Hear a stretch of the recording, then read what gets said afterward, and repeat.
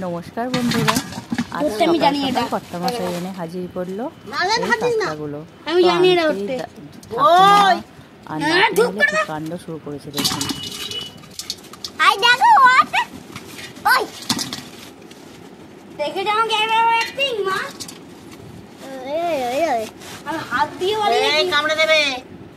তো এরপর কাঁকড়াগুলো ভালোভাবে মা পরিষ্কার করে ধুয়ে দিয়েছিল। তারপরে নুন হলুদ মাখিয়ে রেখে দিয়েছিলাম কিছুক্ষণের জন্য। আর তারপর নিয়েছি এখানে অল্প আদা রসুন কুচি, টমেটো, আলু, পেঁয়াজ আর লঙ্কাটা থেতো করে নিয়েছি। এরপর কড়া গরম হয়ে যেতে একটু একটু করে কাঁকড়াগুলো দিয়ে দিলাম।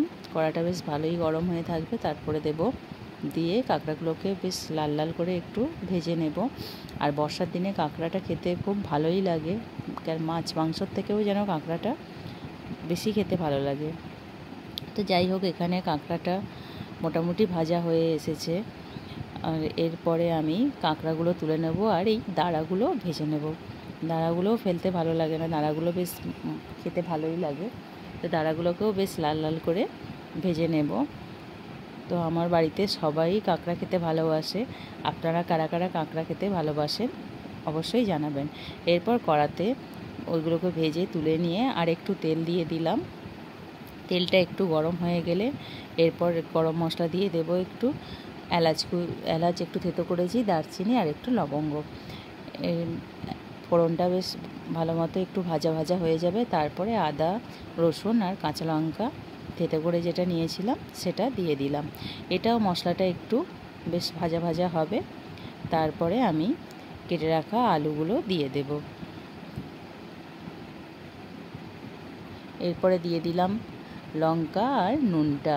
এখানে কড়াটা একটু বেশি গরম হয়ে গেছে। তারপরে একটু পেঁয়াজের সাইজটা একটু মোটা মোটা করে রেখেছিলাম, তো সেটাও দিয়ে দিলাম।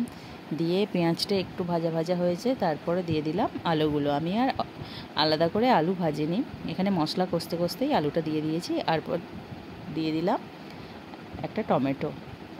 তো এটাকে দিয়ে মশলাটা বেশ ভালো মতো কষতে হবে যতক্ষণ না তেল ছাড়ে।